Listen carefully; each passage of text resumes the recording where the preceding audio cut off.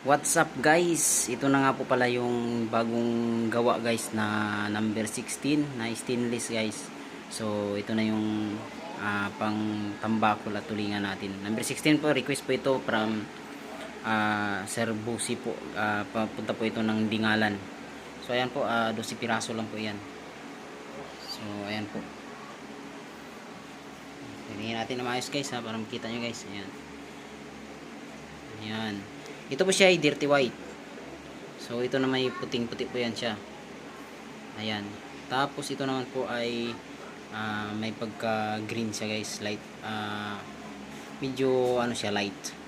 So ayan po yan guys. So pakita natin na mais guys. So bound to Dingalan nga po pala ito guys. So ayan. Mga idol.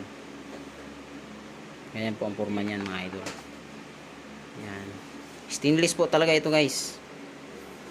Yan po ay stainless.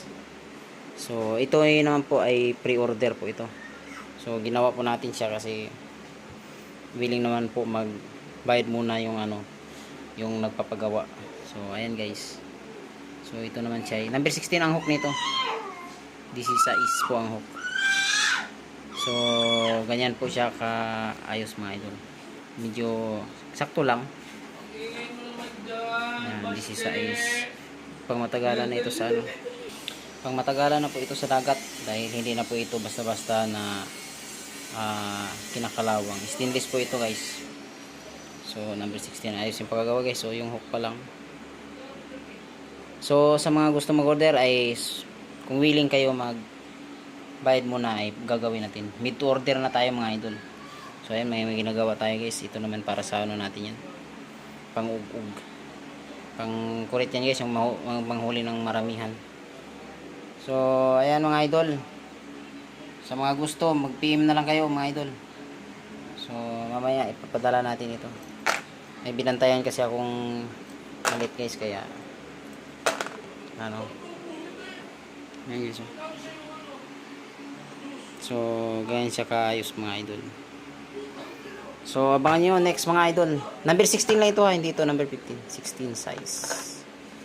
Sigurado talaga ito pag may bipaw mga lodi ay nako. Talagang sure ball talaga ito.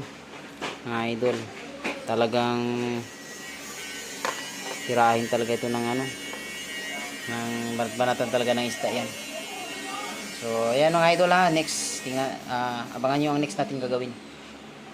Hindi na tayo naka-upload kasi na busy tayo mga ilang araw.